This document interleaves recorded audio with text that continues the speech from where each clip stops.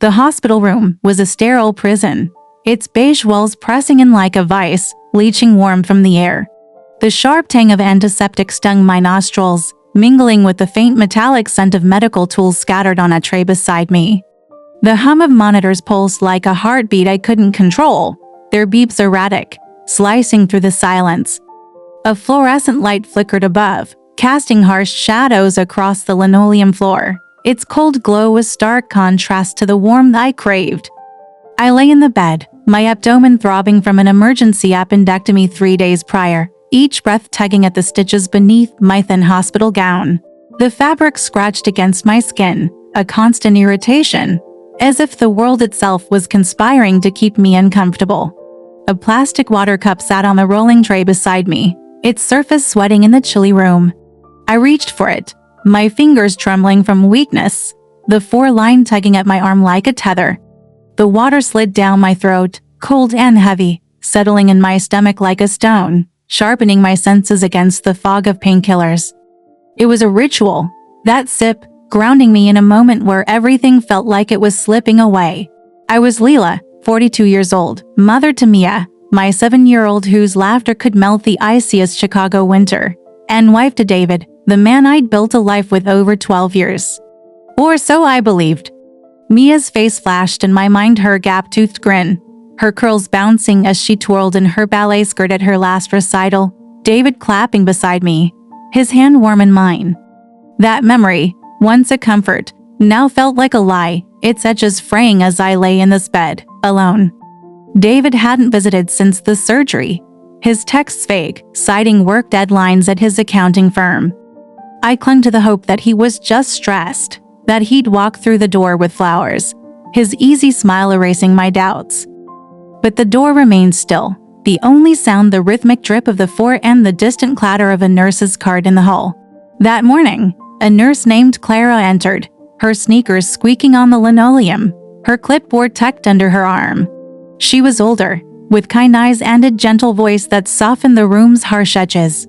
"Lila, this came for you," she said, handing me a manila envelope, its weight heavier than it should have been. My heart lifted briefly. Maybe David had sent something, a card to lift my spirits, a sign he still cared. My fingers, sluggish from the 4 and pain meds, fumbled with the clasp, the paper crinkling under my touch like dry leaves. I tore it open, expecting warmth, a note in his familiar scrawl. Instead, divorce papers spilled onto the blanket, the crisp legal text glaring up at me, David's signature in black ink, bold and final, dated 2 days ago while I was unconscious. Fighting for my life in this very hospital. My chest seized, a pain sharper than the surgical scar slicing across my abdomen, a raw, burning wound that no stitches could close. Tucked inside the envelope was a note, handwritten on a scrap of yellow legal paper, the kind David kept stacked on his desk at home. I unfolded it, my hands trembling, the paper crinkling louder in the silent room. His words were a blade. "I'm marrying Jessica. We're taking the house and custody of Mia, Jessica." His cousin. The woman he'd sworn was just a close friend, whose late-night calls he dismissed as family catching up, whose visits to our house always left me uneasy, her laughter too familiar, her touch on his arm too lingering. My vision blurred, not with tears but with a rage so fierce it burned through the haze of medication, igniting something deep within me. I clutched the papers, their edges crumpling in my grip, and read them again, hoping I'd misunderstood, that this was a fever dream induced by anesthesia. But the words were merciless, irreconcilable differences, sole custody of the minor child, division of marital assets. David thought he could dismantle my life while I was tethered to this bed, my body still healing, my spirit vulnerable. He thought he could steal my daughter, my home, my dignity, all while I was at my weakest, unable to fight back. He didn't know the secret I'd guarded for years, a truth I'd kept even from him, born of an instinct I couldn't name until this moment. I wasn't the part-time coder he assumed, scraping by on freelance gigs to supplement his mid-level accounting salary. I was a cybersecurity consultant, pulling in $230,000 a year, working late nights and contracts for tech firms while he slept, oblivious. Every dollar was funneled into a private account, a safety net I'd built not out of distrust but out of a quiet need to protect myself, to have something that was mine alone. I'd told myself it was for emergencies, for Mia's future, but now I saw it for what it was, a weapon, a shield, a means to reclaim what he sought to take. That secret, held close like the water cup in my hand, would be my sword. I sipped again, the cold liquid sliding down my throat, its icy weight settling in my stomach, anchoring me to a resolve I had known I possessed. I closed my eyes, the fluorescent lights buzzing above like a swarm of wasps, their hum a grating reminder of the world moving on without me. David's smile flashed in my mind, his easy charm at our wedding, the way he'd spun me on the dance floor, his vows promising forever. I saw him reading to Mia, his voice soft as he mimicked characters, her giggles filling our living room. But other memories crept in, ones I'd pushed aside, his late nights at the office, his vague answers when I asked about our finances, his insistence that I didn't need to work so hard, that my coding gigs were cute but unnecessary. I trusted him, dimming my own light to keep our marriage steady, to make him feel like the provider he wanted to be. I'd hidden my success, my ambition, to preserve his ego, and now that trust was ash, scattered by his betrayal. The divorce papers weren't just a legal maneuver, they were a declaration of war, a calculated theft of my daughter, my home, my very identity. He thought I was helpless, broke, and broken, confined to this bed with no way to fight back. He was wrong. I pressed the call button, my thumb steady despite the tremor in my hands, the plastic button cold under my touch. Clara returned, her eyes softening as she saw my face, pale and drawn. "I need my phone," I said, my voice hoarse but firm, cutting through the room's sterile hum. She nodded, retrieving it from a drawer, her movements quick but gentle, as if she sensed the storm brewing within me. "You okay, hon?" she asked, her voice low, a flicker of concern in her eyes. I managed a nod, unable to speak past the lump in my throat. She hesitated, then squeezed my hand, her warmth a fleeting anchor in the cold room. "You're stronger than you know," she whispered before leaving, her words lingering like a lifeline. I dialed Sarah, my best friend since college, a private investigator whose sharp mind and fiercer heart had always been my refuge. The phone rang twice before her voice cut through, steady and familiar, like the crackle of a campfire on a cold night. "Lila, what's wrong?" she asked, sensing the edge in my silence. I spilled everything: David's divorce papers, Jessica's role, the threat to take Mia, the house, everything I'd built. My words tumbled out, broken by shallow breaths, the four-line tugging as I shifted in the bed. "He's trying to take it all, Sarah," I said, my voice cracking, the papers still clutched in my hand, their weight a reminder of his betrayal. "He filed while I was unconscious, planning to marry his cousin. He thinks I'm too weak to fight." Sarah's response was immediate, her voice a blade of resolve. "He's got no idea who he's dealing with. Give me a week, Lila. He's not getting away with this. I'll dig up everything, every lie, every secret. You focus on getting strong." I nodded, though she couldn't see, the phone heavy in my palm, its plastic cool against my skin. "Thank you," I whispered, the words barely audible over the machine's beeps. I hung up, staring at the ceiling, the fluorescent lights casting a harsh glow that seemed to mock my vulnerability. The room felt smaller, the walls tighter, but Sarah's voice echoed in my mind, a spark igniting my resolve. David had betrayed me, but he didn't know who I was not really. I wasn't just Lila, the supportive wife who cooked dinners and cheered at Mia's recitals. I was Lila, the woman who'd built a career in the shadows, who'd outsmarted systems and secured networks for Fortune 500 companies, who'd hidden her strength to keep him comfortable. Now, that strength would be his undoing. I sipped the water again, its coldness a ritual, each drop steadying my pulse, grounding me in a plan that was forming, sharp and unyielding, in the corners of my mind. Over the next 5 days, confined to that hospital bed, I began my counterattack, each moment a step toward reclaiming my life. Clara checked on me daily, her quiet presence a comfort. She'd bring extra pillows, sneaked me a chocolate from the nurse's station. Her small acts of kindness a reminder that I wasn't alone. "You've got fire in you," she said one morning, adjusting my fur, her hands gentle but sure. "Don't let it go out." Her words stuck, fueling me as I requested my laptop, claiming I needed to check work emails. The hospital staff obliged, unaware that I was about to wage a silent war. The laptop's weight on my lap was grounding, its hum a contrast to the monitor's beeps. My fingers, still clumsy from medication, moved with purpose as I logged into David's digital life. His carelessness my opportunity. His passwords were laughably predictable. Me at 2015, Cupsfin 22, variations of his birthday. I'd known them for years, a trust he'd taken for granted. His email was a goldmine, each message a shard of betrayal. I found a thread with Jessica, started months ago, timestamped during my late-night work sessions when I thought he was asleep. The emails were brazen, sent while I was in surgery, outlining their plan: divorce me, marry her, claim my house as their own. The house I'd bought with my hidden income, the one David thought was funded by his $80,000 salary. One email, sent the day of my surgery, made my blood run cold. "She's out of the picture for now. We move fast. We get everything." My stomach churned, not from the scar but from the audacity of his betrayal. Another message mocked my lowly coding gigs, David laughing at my supposed dependence, unaware that my income dwarfed his, that I'd paid for Mia's dance classes, our vacations, the very roof he planned to steal. The betrayal wasn't just personal. It was a calculated theft of my life's work, a dismantling of everything I'd built.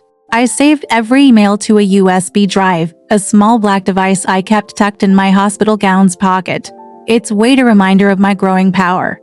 My hands, steadied by resolve, moved quickly despite the Eve's tug, each click a step toward justice, each file a brick in the wall I was building. I scoured his inbox for more receipts for dinners with Jessica, plans for their future, even a draft of a letter to his lawyer about securing Mia's custody. The timestamps burned into my memory, 2:17 a.m., 4:03 p.m., moments when I was unconscious, fighting for my life, while he plotted to erase me. I sipped water, its coldness a lifeline, each swallow sharpening my focus, pushing back the pain that threatened to overwhelm me. The hospital room, with its buzzing lights and sterile air, became my war room, the laptop my weapon, the USB drive my arsenal. I thought of Mia, her small hand in mine during our walks to the park, her voice asking for one more story before bed. David wanted to take her, to rip her from my arms while I was too weak to fight. But I wasn't weak, not anymore. I remembered a moment from last summer, Mia running through a sprinkler in our backyard, David laughing as he chased her, water droplets catching the sunlight. I believed in that moment, in us. Now, it was tainted, a memory warped by his deceit. I traced the scar on my abdomen, its faint itch a reminder of my vulnerability, but also my survival. I'd survive the surgery, and I'd survive this. I'd protect Mia, no matter the cost. Clara stopped by that evening, her shift ending, her eyes tired but warm. "You're looking stronger," she said, checking my chart. I managed a smile, the USB drive hidden in my pocket, its presence a secret between me and my plan. "Thanks to you," I said, meaning it. Her small kindnesses, extra blankets, a gentle word had kept me grounded, a reminder that even in this sterile place, there was humanity. She patted my shoulder, her touch brief but steady, and left, the door clicking shut behind her. I turned back to my laptop, the screen's glow illuminating the dark room, and continued my work. David thought he'd caught me off guard, that I'd crumble under his betrayal. But I was already planning my revenge, each email saved, each piece of evidence cataloged, my resolve hardening like the ice in my water cup. He didn't know the woman he'd betrayed, but he would. I was Lila, and I was coming for him. The taxi dropped me off in front of our suburban Chicago home, a 2-story brick house with ivy curling up its walls like veins, its once welcoming facade now a hollow shell. The late October air was crisp, carrying the scent of damp leaves and the faint smoke of a neighbor's chimney. My surgical scar throbbed, as I climbed the porch steps, each movement a reminder of my body's fragility. But the deeper pain was in my chest: David's betrayal, Jessica's complicity, the threat of losing Mia. The front door creaked as I pushed it open, the sound echoing in the empty foyer. The living room smelled of Mia's strawberry shampoo, her toys scattered across the rug like remnants of a life interrupted. A half-finished puzzle lay on the coffee table, its pieces a chaotic map of a ballerina, Mia's favorite. David had taken her to his mother's, claiming I was unfit while recovering, a lie that twisted like a knife in my gut.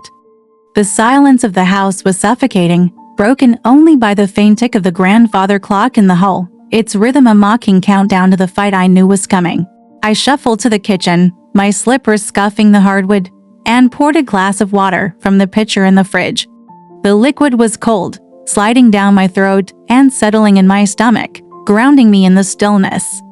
The counter was cluttered with unwashed dishes, a reminder of the life I'd left behind 10 days ago when the ambulance rushed me to the hospital. My scar ached under my sweater, a faint burn that pulsed with each step, but I ignored it, focusing on the weight of David's betrayal. He thought he could steal my daughter, my home, everything I'd built, while I was weakened. But I wasn't broken, not yet. I wouldn't let him win. I sat up at the dining table, the oak surface cool under my palms, and opened my laptop, its screen casting a blue glow across the room. The hum of the device was a familiar comfort, a reminder of my expertise as a cybersecurity consultant, a truth David never knew. My fingers, still stiff from the hospital's IVs, moved with purpose as I logged into our joint accounts, my skills honed over years of freelance contracts for tech firms giving me an edge. David's carelessness was my opportunity. His cloud storage, linked to our family account, was a treasure trove of deceit, its folders a maze of lies I was determined to unravel. I navigated to his email, my heart pounding as I typed his password: Mia 2015, so predictable it almost hurt. The inbox loaded, revealing a thread with Jessica that stretched back months, each message a shard of glass cutting deeper into my trust. The first email I opened was dated 6 months ago, sent during a night I'd been working late, debugging a client's network while David claimed to be at a work dinner. Lila's too busy with her little coding jobs to notice, he wrote, his words dripping with condescension. We can start moving money soon. My stomach churned, not from the surgery, but from the audacity of his betrayal. Another email, sent the day of my appendectomy, outlined their plan. She's in surgery now. Perfect timing. File the papers, and we'll take the house, Mia, everything. I leaned back, my chair creaking, and sipped my water, its icy chill steadying my pulse. He'd mock my lowly coding gigs, assuming I relied on his $80,000 accounting salary, unaware that my $230,000 income had paid for our mortgage, Mia's dance classes, the car he drove. I saved each email to my USB drive, a small black device I kept in my pocket, its weight a growing symbol of my power. I found more: a draft prenup for his marriage to Jessica, listing my house, bought with my hidden earnings, as their future home. My fingers froze on the keyboard, the screen's glow harsh against my eyes. Another folder held photos, David and Jessica at a Michigan vineyard, their smiles smug under the autumn sun, her arm looped through his. A bank statement showed he'd siphoned $20,000 from our joint savings to a secret account with her name on it, transactions dated while I was unconscious. Each discovery was a blow, but I pushed through, my rage fueling my focus. I used a script I'd written for a client to scrape metadata from the files, confirming timestamps and locations, building an airtight case. The USB drive grew heavier with each file, a digital arsenal of his lies. Sarah called daily, her updates a lifeline through the fog of betrayal. He's rushing the divorce through a shady lawyer in the loop, she said one morning, her voice sharp over the phone as I stood in the kitchen, the smell of coffee grounding me. I gripped my mug, its ceramic warm against my palms, the steam curling like a promise of clarity. Jessica's already wearing a ring, flaunting it at family dinners, Sarah continued, her tone laced with disgust. I'm digging deeper: bank records, phone logs, anything I can find, I thanked her, my voice steady despite the tremor in my hands, and asked her to keep going. "Find everything," I said. "I need it all," she promised results. Her confidence a spark that kept me moving. That afternoon, I met Sarah at a diner off Route 83, its neon sign buzzing in the dusk, the air thick with the scent of grease and burnt coffee. The vinyl booth creaked as I slid in, my scar aching as I adjusted my position. Sarah slid a folder across the table, her eyes fierce, her short hair tucked behind her ears. "This is dynamite, Lila," she said, tapping the folder. Bank transfers, emails, even a recorded call where he admits to hiding assets. I flipped through the pages, my pulse racing. The documents confirmed what I'd found: transfers to Jessica's account, receipts for hotel stays David claimed were work trips, a voicemail to his lawyer. His voice smug as he outlined how he'd secure our assets for their new life. I played the recording on my phone, the diner's noise fading as his words filled my ears. "Lila won't fight. She's too weak right now. We'll get everything." I sipped my iced tea, the ice clinking, its chill soothing my throat, and felt a shift. This wasn't just about survival, it was about justice, about reclaiming my voice. Nights were the hardest, the silence of the house a weight on my chest. I'd lie in our bed now, just mind the sheets cool against my skin, the faint scent of David's cologne lingering on his pillow, a cruel reminder. I replayed our marriage, his laughter at Mia's dance recitals, his hand in mine during walks along Lake Michigan, the promises we'd made under a starry sky. Had it all been a lie? I remembered a moment from 2 years ago, a summer barbecue in our backyard, David grilling burgers while Mia chased fireflies, her giggles lighting up the dusk. I'd felt whole then, safe. Now, that memory was tainted, warped by his deceit. I traced the scar on my abdomen, its faint itch a reminder of my vulnerability, and vowed to protect Mia. Her gap-toothed smile was my anger, her voice in my mind. "Mommy, read me one more story," driving me forward. I couldn't lose her. One evening, as I worked late, my laptop humming, a knock at the door startled me. It was Mrs.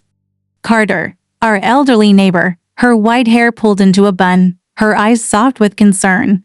She held a casserole dish, its warmth seeping through the glass, the smell of cheesy potatoes filling the air. "Heard you were back," she said, her voice gentle. "Thought you could use this." I invited her in, grateful for the company, and we sat at the kitchen table, the casserole between us. "You don't look like yourself, Lila," she said, her hands folded, her gaze steady. I hesitated, then told her about David's betrayal, the words spilling out, raw and unfiltered. She listened, her silence a comfort, and squeezed my hand. "You're stronger than he knows," she said. "Don't let him take that from you." Her words echoed clear as from the hospital, a reminder of the support I hadn't expected. I thanked her, the casseroles warmed the small anchor, and promised to return the dish. She left, her footsteps fading, but her kindness lingered, fueling my resolve. I hired Emily, a family lawyer recommended by Sarah, a woman with sharp eyes and a reputation for winning tough cases. We met in her downtown office, the Chicago River glinting outside her window, its surface rippling under the morning sun like a promise of movement. The office smelled of polished wood and fresh coffee, a stark contrast to the diner's grease. Emily reviewed my dossier, screenshots, bank records, emails, the voicemail, her fingers tracing the pages, her expression calm but excited. "This is airtight, Lila," she said, leaning back in her chair, her pen tapping the desk. "He's got no leverage." "What's your endgame?" I sipped water from a glass she'd offered, its coldness steadying me, the river's sparkle reflecting in its surface. "I don't want a messy trial," I said, my voice firm. "It'd hurt Mia. I want him exposed, publicly, where it hurts his pride, his reputation." Emily's eyes narrowed, a faint smile tugging at her lips. "Bold, I like it." "We need a stage." I leaned forward, the leather chair cool against my back, and told her my plan. David and Jessica's engagement party, a lavish event at the Palmer House Hotel, hosted by his wealthy aunt, Margaret. It was perfect, public, personal, packed with their social circle, a setting where David's lies would unravel before everyone he cared about. Emily nodded, her pen scribbling notes.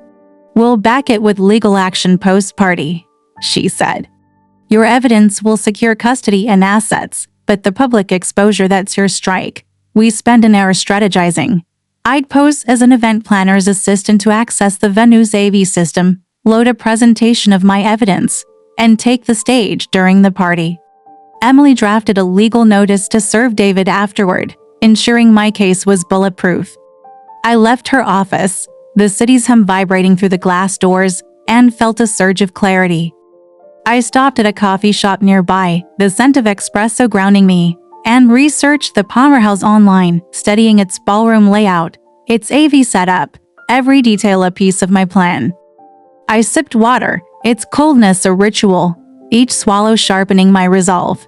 Back home, I worked late into the night, my dining table buried under legal pads, coffee cups, and printouts.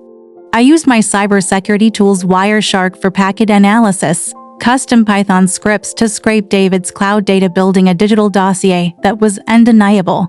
I found more, a calendar entry for a meeting with his lawyer, notes about selling my car, even a draft email to Mia's school claiming I was unstable. Each discovery hardened my resolve. The USB drive in my pocket a growing weight. I thought of Mia, her small hand in mine during a zoo trip last spring, her eyes wide at the lions, David's arm around us both. That memory, once a treasure, now burned. I sipped water, its chill a reminder to stay sharp, and continued my work, the laptop's hum a steady companion in the quiet house. Mrs. Carter stopped by again a few days later, this time with a plate of cookies, their warm vanilla scent filling the kitchen. "You're looking determined," she said, her eyes twinkling. I smiled, grateful for her presence, and shared a cookie, its sweetness a brief respite. "I'm fighting for Mia," I said, my voice steady. She nodded, her hand patting mine. "You'll win, Lila. You've got heart." Her words stayed with me as I returned to my laptop, the cookies a small comfort beside my water glass. I mapped out my presentation for the party, each slide a dagger, emails, bank records, photos, the voicemail. I practiced my speech in the mirror, my reflection showing a woman I barely recognized, stronger, sharper, ready. David thought he'd broken me, but I was building a case he couldn't escape, a reckoning he wouldn't see coming. The cold water I drank each night was my ritual, its icy weight a promise of the justice I'd deliver. The weeks before David and Jessica's engagement party were a relentless marathon, each day a battle against despair and doubt, each night a forge for my resolve. My Chicago home, once a haven of warmth with Mia's laughter echoing through its halls, now felt like a battlefield, its creaks and scents fresh laundry. The faint trace of Mia's crayon wax both comforting and agonizing. The living room rug, strewn with her stuffed animals and coloring books, was a map of absence, a reminder that David had restricted my access to her, claiming I was unstable post-surgery.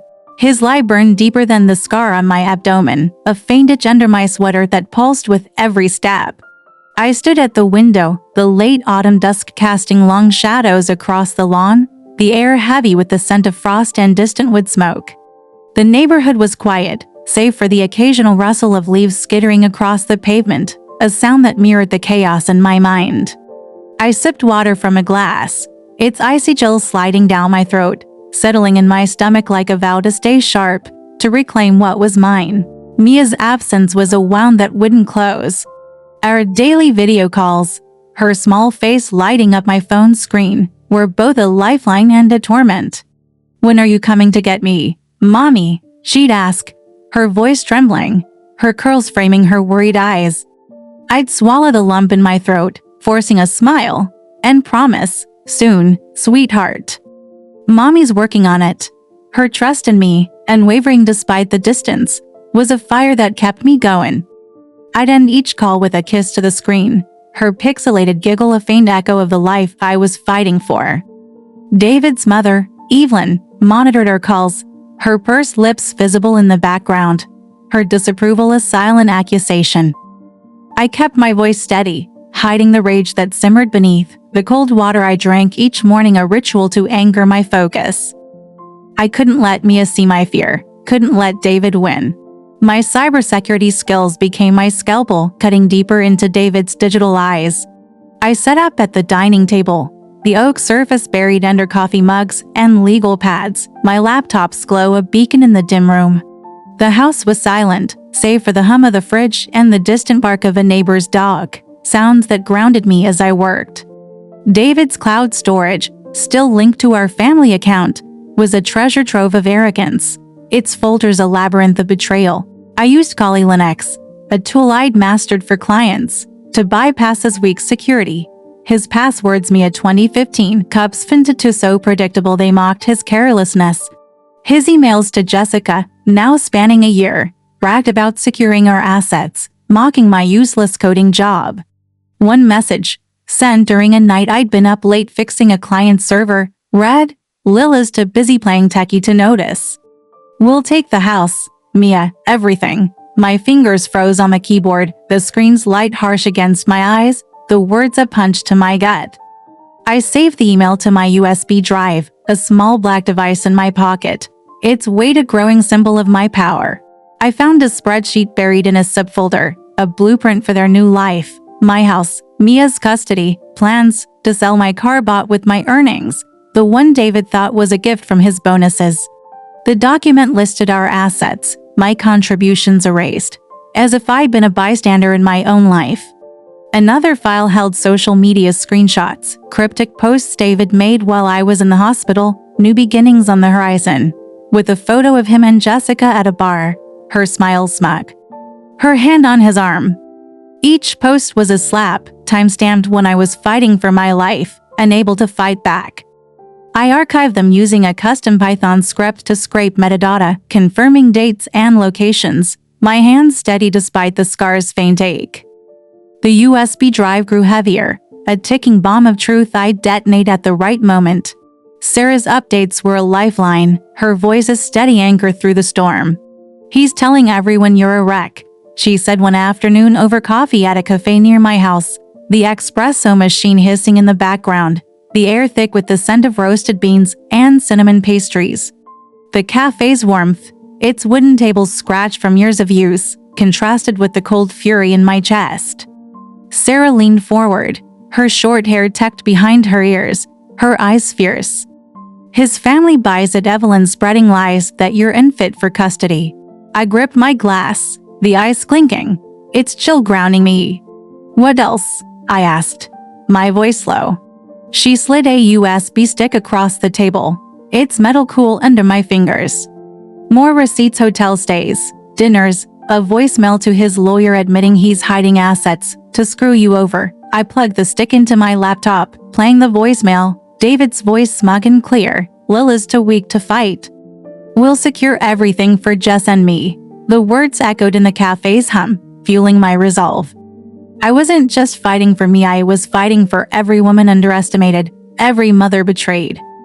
I sipped my coffee, its bitterness sharp on my tongue, and asked Sarah to keep digging. "Get me everything," I said. She nodded, her grin fierce. "He's done, Lila." I met Emily, my lawyer, weekly in her downtown office, a sleek space with floor-to-ceiling windows overlooking the Chicago River, its surface glinting like liquid silver under the morning sun. The office smelled of polished wood and fresh ink, a stark contrast to the chaos of my life. Emily reviewed my dossier emails, bank records, screenshots, the voicemail, her sharp eyes scanning each page, her pen tapping rhythmically. "This is bulletproof," she said, leaning back in her leather chair, its creak a soft punctuation. "The party's a bold move, Lila." "You sure?" I nodded, my scar itching under my sweater, a reminder of my vulnerability, but also my strength. "It's the only way to make it undeniable," I said, my voice steady. "He needs to face everyone he lied to." Emily's smile was faint but approving. "Then we plan logistics." We mapped it out. I'd pose as an event planner's assistant, using a forged email from Margaret's team to access the Palmer House's AV system, load my presentation, and take the stage. Emily drafted a legal notice to serve David post-party, ensuring my evidence held up in court. I sipped water from a glass she offered, its coldness a ritual, the river's sparkle reflecting in its surface, and felt my plan solidify. A new ally emerged unexpectedly, Rachel, a colleague from my cybersecurity work, a brilliant coder with a knack for cracking systems. We met at a coffee shop near the Loop, its glass walls fogged with steam, the air heavy with the scent of muffins and espresso. Rachel's curly hair was pulled back, her laptop open, her fingers dancing over the keys. "Heard you're going through it," she said, her voice soft but direct. I confided in her during a late-night project, needing someone who understood the tech side of my fight. She offered to help, analyzing David's cloud data with me, using tools like Metasploit to uncover hidden files. "He's sloppy," she said, her screen showing a log of his recent logins, some from Jessica's apartment. "You've got enough to bury him." Her support, technical and emotional, was a lifeline, her laughter over coffee a reminder that I wasn't alone. "You're a badass, Lila," she said, clinking her mug against mine. I smiled, the warmth of her words settling beside the cold water I sipped. I visited Mia at Evelyn's house, a tense encounter under her watchful eye. The suburban street was quiet, the air sharp with the scent of pine from nearby trees. Mia ran to me, her arms tied around my waist, her scent strawberries and sunshine filling my lungs. "I miss you, Mommy," she whispered, her voice muffled against my sweater. I kissed her forehead, promising, "I'm fixing this, sweetheart." Evelyn hovered, her lips pursed, her eyes cold. "She's fine with us," she said, her tone clipped. I kept my cool, the cold water I'd drunk earlier steadying my pulse, and left with Mia's hug lingering like a talisman. Back home, I poured over my presentation, adding timestamps, highlighted emails, a timeline of David's betrayal. The USB drive felt heavy, a symbol of my power. I designed a sleek slideshow, each slide a dagger, bank records, emails, photos, the voicemail. I rehearsed in my living room, curtains drawn, my voice echoing off the walls, the grandfather clock ticking in rhythm with my words. One evening, Mrs. Carter, my neighbor, stopped by with a loaf of banana bread, its warm, sweet scent filling the kitchen. "You're planning something big, aren't you?" she said, her eyes twinkling. I nodded, sharing a slice, its softness a brief comfort. "For Mia," I said. She patted my hand, her touch grounding. "You'll win, Lila." Her belief, like Rachel's and Sarah's, fueled me. I practiced my speech nightly in the bathroom, the mirror reflecting a woman I barely recognized, stronger, sharper, ready. The cold water I drank was a ritual, its chill a promise of control. I scouted the Palmer House online, studying its ballroom, its AV setup, even contacting a former client who'd worked events there for tips. Every detail was a step toward the reckoning. David thought he'd broken me, but I was rebuilding, piece by piece, ready to strike. The Palmer House Hotel ballroom shimmered under a constellation of crystal chandeliers, their light fracturing into prisms that danced across the polished parquet floor. The Chicago skyline glittered through floor-to-ceiling windows, a backdrop of steel and stars that seemed to mock the chaos brewing within me. The air was thick with the scent of roses, their petals strewn across white linen tables, mingling with the crisp tang of champagne and the faint sweetness of chocolate torte served for dessert. Glasses clinked, laughter rose in waves, and a string quartet played softly in the corner, their notes weaving through the hum of conversation. I stood near the entrance, my tailored black dress smooth against my skin, its fabric a quiet armor that hid the faint ache of my surgical scar. My hair was swept up, masking the exhaustion of weeks spent planning, my face composed despite the storm in my chest. The USB drive in my clutch felt heavy, a silent vow of the reckoning I was about to unleash. Mia was safe with a sitter, her laughter a distant memory that fueled my resolve. I blended into the crowd of David's family and friends, their faces flushed with celebration, oblivious to the truth I carried. Jessica stood at the room's center, her silver gown catching the chandelier light, its shimmer a stark contrast to the darkness of her betrayal. Her arm was looped through David's, his charcoal suit crisp, his smile smug, as if he'd already won. Their engagement ring glinted on her finger, a diamond that mocked the life I'd built. I caught David's eye as I moved through the crowd, my heels clicking softly on the floor, the sound swallowed by the quartet's melody. His expression flickered surprise, then unease, his jaw tightening as he leaned to whisper to Jessica. She glanced my way, her lips pursing, her eyes narrowing with a mix of disdain and suspicion. I offered a polite smile, my heart pounding like a war drum, but my face serene, a mask honed over weeks of preparation. The weight of the USB drive grounded me, its presence a reminder of the evidence I'd meticulously gathered: emails, bank records, photos, a voicemail that would unravel their lies before this glittering audience. Margaret, David's wealthy and the party's host, approached me near a table adorned with orchids, her floral perfume sharp and overwhelming, her smile warm but oblivious.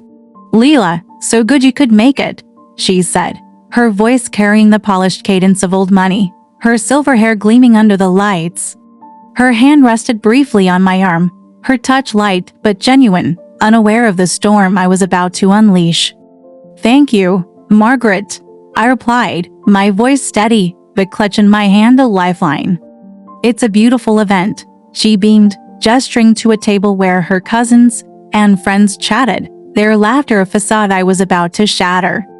I nodded, my fingers brushing the USB drive, its cool metal a promise of truth.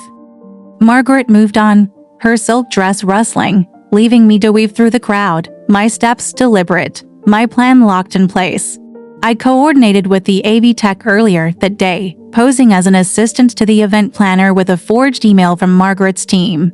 A tactic I'd learned from a cybersecurity contract for a corporate event.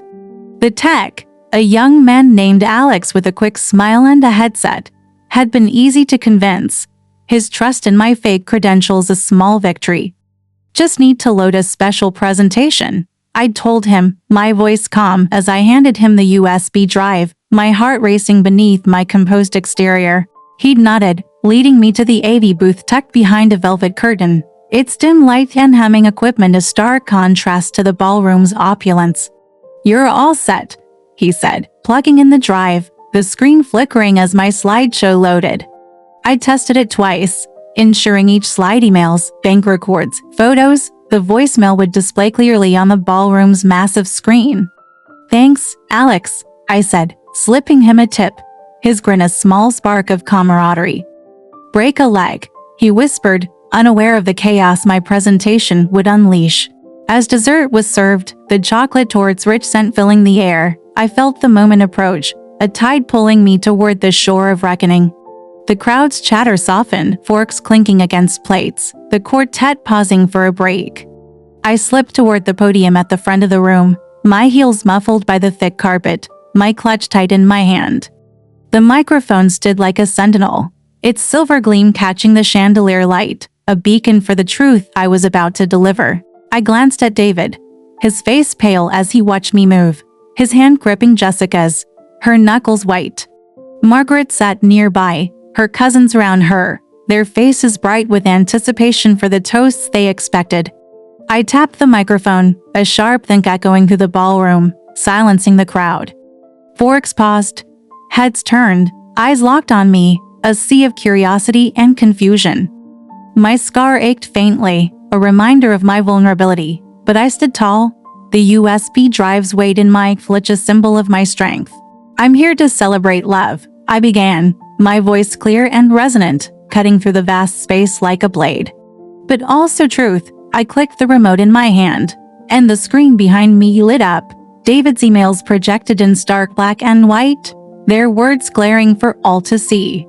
Gasps rippled through the crowd, a wave of shock that broke the room's polished veneer. "David filed for divorce while I was in the hospital, fighting for my life after emergency surgery," I said, my tone calm but unyielding, each word a stone dropped into still water. "He planned to take my daughter, Mia, and our home, believing I was too weak to fight." I clicked again, revealing bank records showing his $20,000 transferred to Jessica's account, the numbers bold and undeniable. A murmur spread, Margaret's cousins exchanging glances, their wine glasses frozen mid-sip. I showed the prenup draft listing my house bought with my hidden $230,000 a year income as their future home. Jessica's face crumpled, her hand dropping from David's arm, her silver gown shimmering as she shrank back. He didn't know I've been earning $230,000 a year as a cybersecurity consultant. I continued, my voice steady despite the tremor in my hands, the remote cool against my palm. I funded our life, our home, Mia's dance classes, the car he drives while he mocked my lowly coding gigs. I clicked to an email where David laughed at my supposed dependence. His words projected in cruel clarity. Lila's too busy with her little jobs to notice. We'll take everything. The crowd's murmurs grew louder, Margaret standing, her chair scraping, her face a mix of shock and fury. Her cousins whispered, their eyes darting to David, his face ashen, his tie loosened as if it choked him. I showed photos of him and Jessica at a Michigan vineyard, their smiles frozen in betrayal, time-stamped while I was in surgery.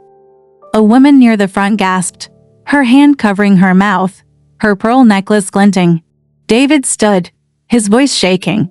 Lila, this is a misunderstanding, he stammered, his hands raised, palms out, as if to ward off the truth. The crowd turned to him, their eyes narrowing, the air heavy with judgment.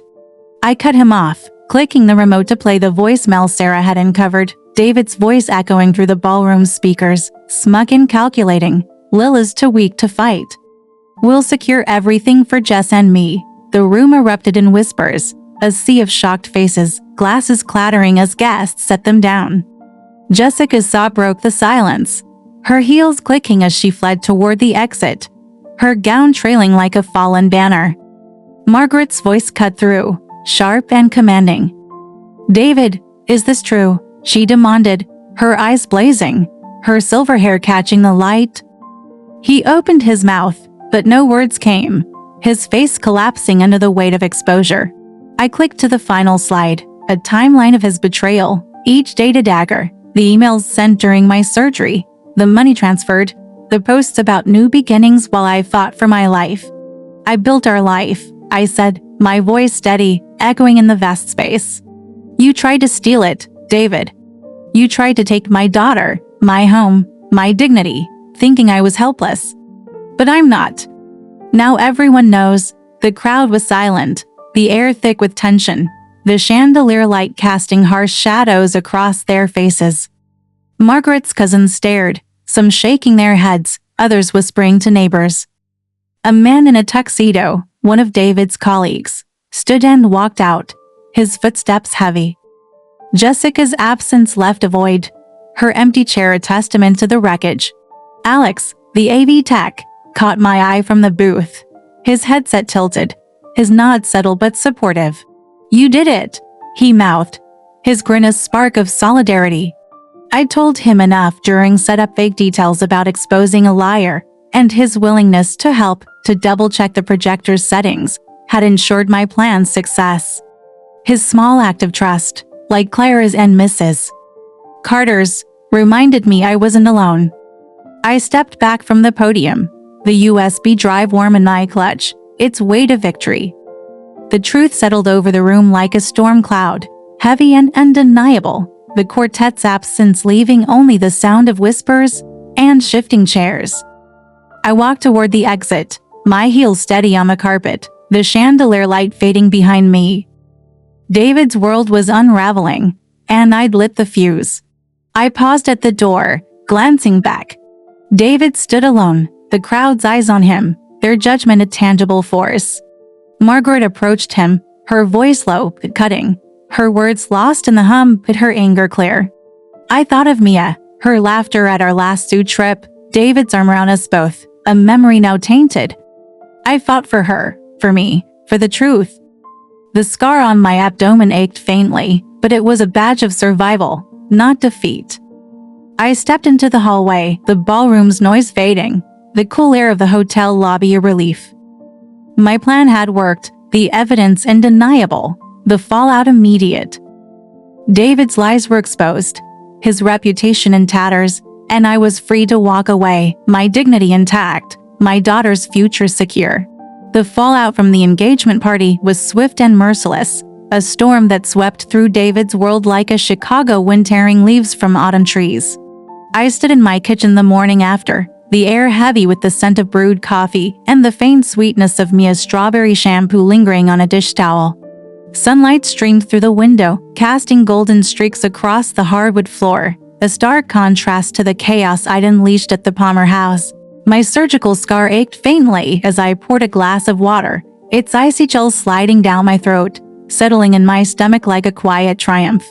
The house was mine again, its creaks and hums a familiar embrace, but the silence where Mia's laughter should have been was a void I was determined to fill. The USB drive, still in my pocket, felt lighter now, its purpose fulfilled, its evidence a blade that had cut through David's lies. I sipped the water, the coldness a ritual that grounded me, and felt a weight lift not just from the victory, but from the reclaiming of my voice, my truth, my life. Margaret, David's aunt, acted with the precision of a matriarch scorned. By noon, Sarah called, her voice crackling with excitement over the phone as I stood at the counter, the coffee maker gurgling in the background. "Margaret's cut him off," she said, her words sharp with satisfaction. "No more trust fund, no more invitations to family events. His cousins are livid, called him a disgrace at breakfast." I leaned against the counter, the granite cool under my palms, and pictured Margaret's face, her silver hair glinting under the chandelier light, her fury palpable as she confronted David. "What about Jessica?" I asked, my voice steady, the water glass wetting in my hand. Sarah's laugh was dry. "She's done." Returned the ring in a screaming match outside Margaret's house. Neighbors heard everything. I closed my eyes, the kitchen's warmth wrapping round me, and felt a quiet satisfaction. Jessica's pride, shattered in front of their social circle, was a fitting consequence for her role in betraying me. Emily, my lawyer, moved faster than I'd expected. By the next day, she'd served David with legal papers, my dossier emails, bank records, photos, the voicemail securing full custody of Mia, the house, and a settlement that left him with little. We met in her downtown office, the Chicago River glinting outside, its ripples catching the morning sun like fragments of my victory. The office smelled of leather and ink, the air cool from the hum of an air conditioner. Emily slid the court documents across her desk, her sharp eyes meeting mine. "You did it, Lila," she said, her voice calm but warm. "The judge reviewed your evidence, his asset hiding, the prenup draft, the voicemail. It's airtight. Mia's yours, the house is yours, and he's paying spousal support." I traced the paper's edges, their crispness a contrast to the crumpled divorce papers I'd received in the hospital. "What's his next move?" I asked, sipping water from a glass she'd offered, its coldness steadying me. Emily's smile was faint but confident. "He's got nothing. His lawyer's scrambling, but the court's on your side." I nodded, the river's sparkle reflecting in the glass, and felt a surge of relief. David had tried to erase me, but I'd rewritten the story. David's fall was public, his reputation in tatters. Sarah sent me screenshots of local gossip on social media, posts from Margaret's cousins and David's colleagues, their words sharp with disdain. "Can't believe he lied like that, poor Lila, what a snake." He'd moved to a cramped apartment in a less desirable part of Chicago, a far cry from the brick house he'd tried to claim. I didn't gloat, I didn't need to. The truth had done the work, its weight crushing his carefully crafted image. I stood on my porch that evening, the air heavy with the scent of lilacs from Mrs. Carter's garden next door, the sky streaked with pink and gold. I sipped iced tea, the glass sweating in my hand, its chill a reminder of the clarity I'd fought for. The neighborhood was quiet, save for the distant hum of a lawnmower, the world moving on while David's unraveled. Mia came home a week later, her return a burst of light in my shadowed world. I met her at Evelyn's house, the same suburban street where I'd felt her absence so keenly.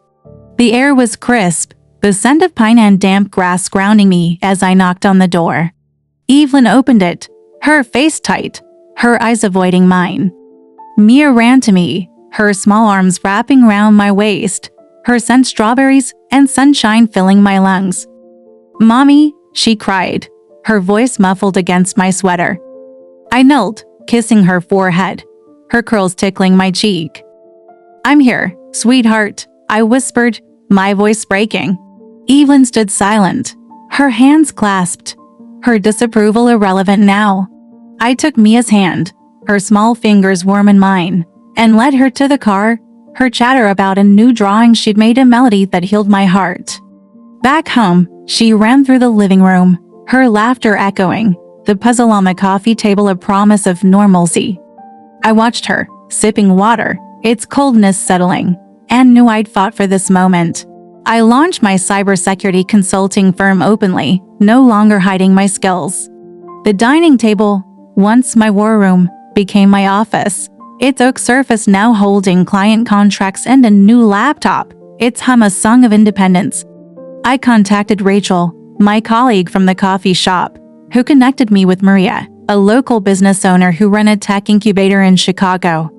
Maria's office, a loft with exposed brick and skylights, smelled of fresh paint and ambition, the air buzzing with the energy of startups.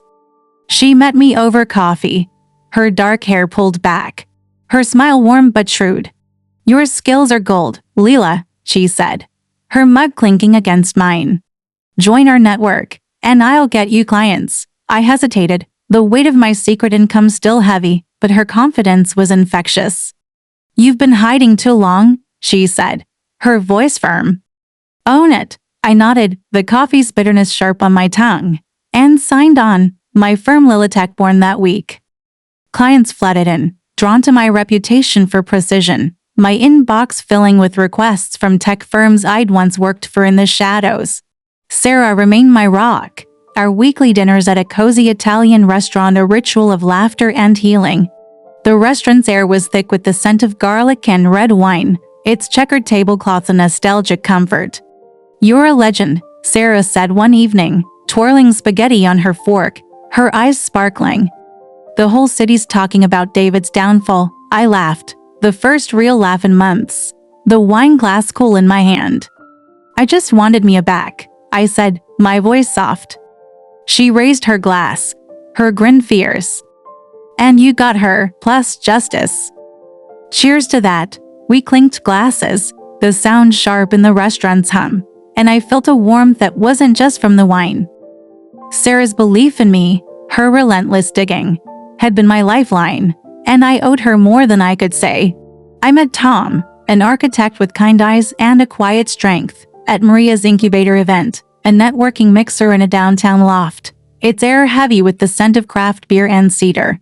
He approached me as I stood by a window, the Chicago skyline glittering below, my iced tea sweating in my hand. "Heard you're the cybersecurity star," he said, his voice low, his smile genuine. We talked for hours, his stories of designing community centers a contrast to my world of code and betrayal. He respected my independence, never pushing, his presence a promise of something good, a new chapter I hadn't expected. We weren't serious, but his text simple, thoughtful brought a lightness I hadn't felt in years. I sipped my tea, its chill grounding me, and let myself hope. The legal proceedings unfolded smoothly, Emily's strategy flawless. We met in a courthouse downtown, its marble halls echoing with footsteps, the air cool and sharp with the scent of polish. The judge, a stern woman with gray hair, reviewed my dossier, her eyes narrowing at David's voicemail. "This is egregious," she said, her voice cutting through the courtroom's hush. David's lawyer, a flustered man in a cheap suit, stammered objections, but the evidence was undeniable. The hearing ended with Mia's custody granted to me, the house secured, and a settlement that covered my legal fees.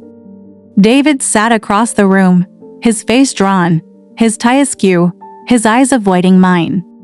I felt no pity, only closure, the water I sipped from a bottle a ritual of victory.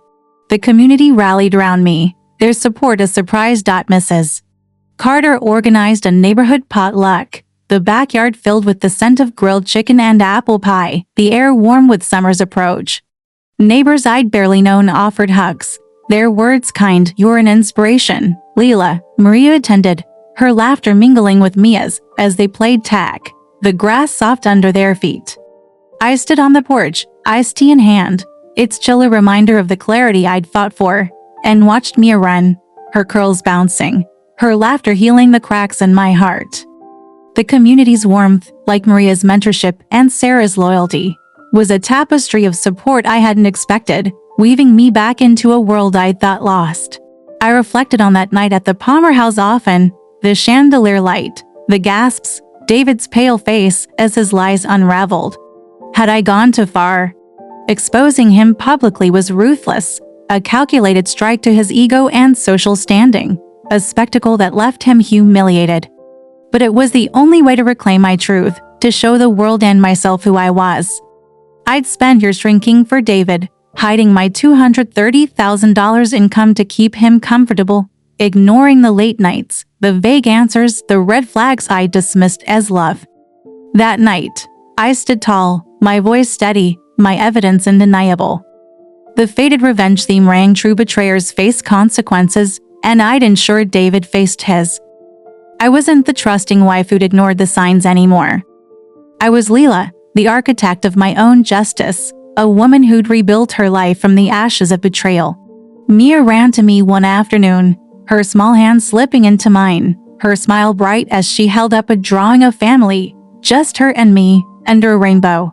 "Can we plant flowers, Mommy?" she asked, her voice a melody. I nodded, pulling her close, her warmth a reminder of why I'd fought. We knelt in the garden, the soil cool under my fingers, the scent of earth and lilacs grounding me. The house was ours, the future was ours, and I was free. I sipped my iced tea, its cold liquid settling in my stomach, and felt a quiet pride. David's choices had consequences, and I'd made sure they were his to bear. I was no longer the woman who dimmed her light. I was Lila, my dignity restored, my daughter safe, my life reclaimed. I sat on my porch as the Chicago dusk settled, the sky streaked with hues of amber and violet, the air heavy with the scent of lilacs from Mrs. Carter's garden next door. The wooden rocking chair creaked beneath me, its rhythm a gentle counterpoint to the distant hum of the neighborhood children laughing, a dog barking. The soft rustle of leaves skittering across the lawn. My hands wrapped around a glass of iced tea, its surface sweating in the warm evening, the cold liquid sliding down my throat, settling in my stomach like a quiet anchor. The scar on my abdomen, now a faint line beneath my cotton shirt, was a silent badge of survival, a reminder of the hospital room where this journey began. The memory of that sterile prison, its antiseptic tang and buzzing fluorescent lights, felt like a lifetime ago. Yet it was only months since I'd lain in that bed clutching David's divorce papers. His betrayal wound deeper than any surgery could inflict. Now, as I watched Mia play in the yard, her curls bouncing as she chased a butterfly, her laughter a melody that healed my heart, I felt a peace I hadn't known in years. But the question lingered. Heavy as the twilight air, was my revenge justified? Or did I go too far? Looking back, I see the woman I was in that hospital room, Lila, 42, mother to Mia, wife to David, a woman who dimmed her light to keep her marriage steady. The antiseptic smell, the hum of machines, the weight of those divorce papers with his scrawl, "I'm marrying Jessica. We're taking the house," and custody of Mia, had shattered that version of me. I'd trusted David for 12 years, believed in his smiles, his bedtime stories to Mia, our walks along Lake Michigan where he'd hold my hand, his thumb tracing circles on my skin. But the signs were there, ones I'd ignored, late nights, vague money talks, his insistence that my coding gigs were unnecessary. I'd hidden my $230,000 a year cybersecurity career, funneled into a private account, to preserve his ego, to keep our family whole. When I found those papers, dated while I was unconscious, planning to steal my daughter, my home, my dignity, I realized I'd been shrinking for a man who never truly saw me. That realization, sharp as the cold water I sipped in that hospital bed, was the spark that ignited my fight. I remember the moment I called Sarah, my best friend, her voice cutting through the sterile hum like a lifeline. "He's done, Lila," she'd said, her fierce resolve fueling mine. Those days in the hospital, my fingers weak but determined, I hacked David's accounts, His passwords dash me a 2015 Cupsfin 20 to so laughably predictable. His emails to Jessica, sent while I was in surgery, laid out their plan: divorce me, marry her, claim my house, bought with my hidden income. Each email saved to my USB drive was a brick in the wall of my revenge, each sip of water a ritual to keep me sharp. I wasn't just fighting for myself, I was fighting for Mia, for every woman underestimated, betrayed, dismissed. The hospital room, with its buzzing lights and metallic tang, became my war room, the laptop my weapon, the USB drive my arsenal. When I returned home, the silence of our brick two-story house was suffocating, Mia's strawberry shampoo lingering like a ghost. David had taken her to his mother's, calling me unfit, a lie that burned deeper than my scar.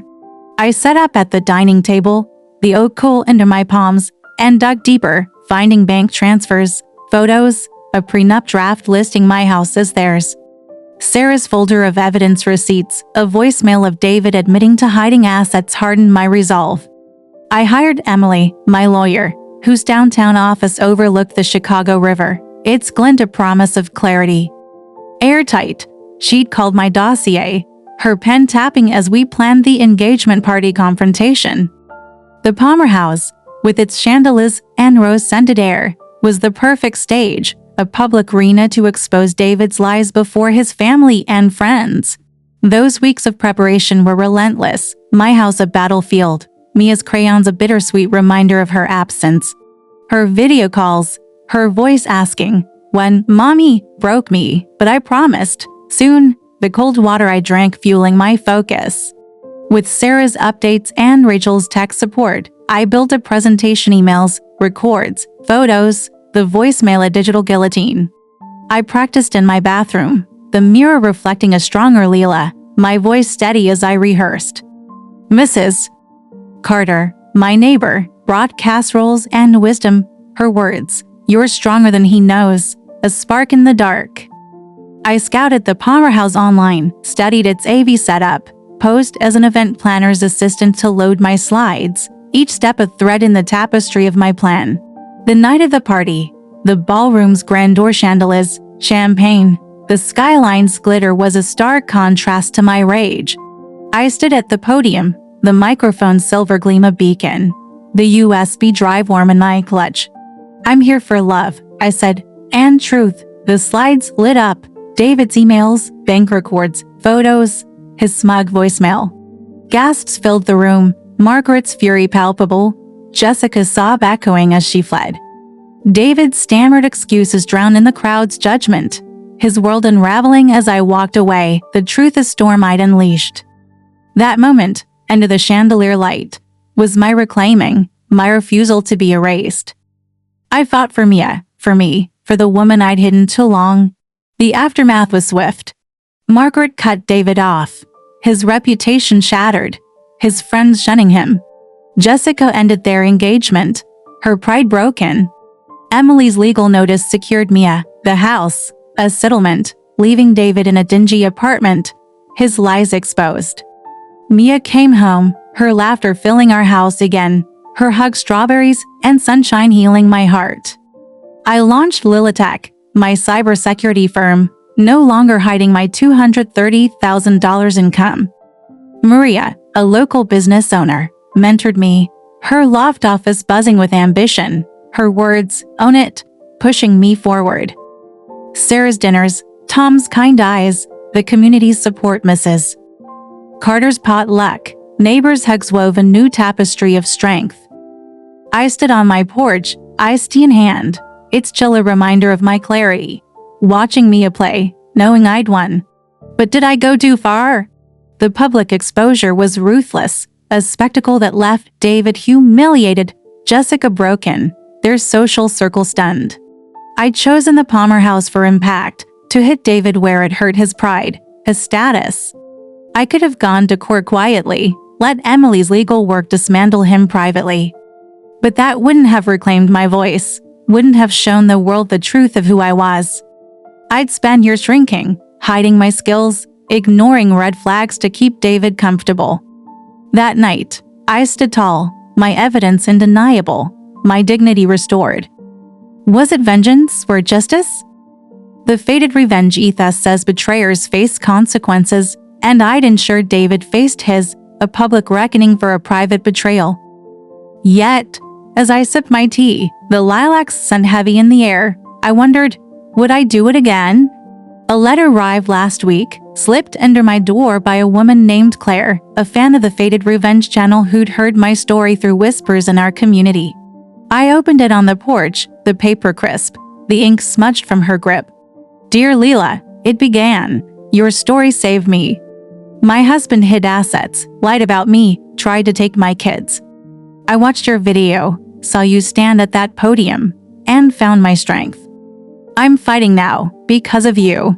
Her words hit me, the sunset's glow warming the page, Mia's laughter echoing from the yard. Claire's story mirrored my betrayal, dismissal, a fight for truth. She'd started documenting her husband's lies, inspired by my USB drive, my slideshow, my courage. I wrote back, my pen scratching in the quiet dusk, promising to meet her, to share resources, to help her reclaim her life.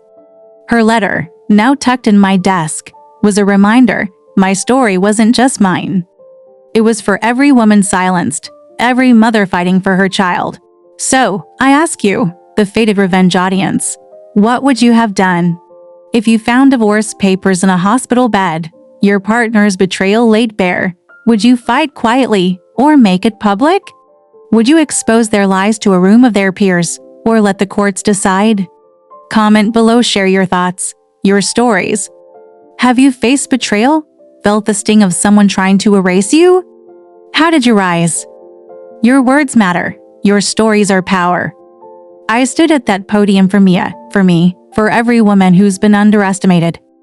Maybe you've stood there too, in your own way. Tell me how. If this story hit you, if it stirred something deep, hit that like button.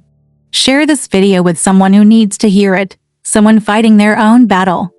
Follow Fated Revenge for more tales of justice, stories of people who refused to be broken, who turned betrayal into strength.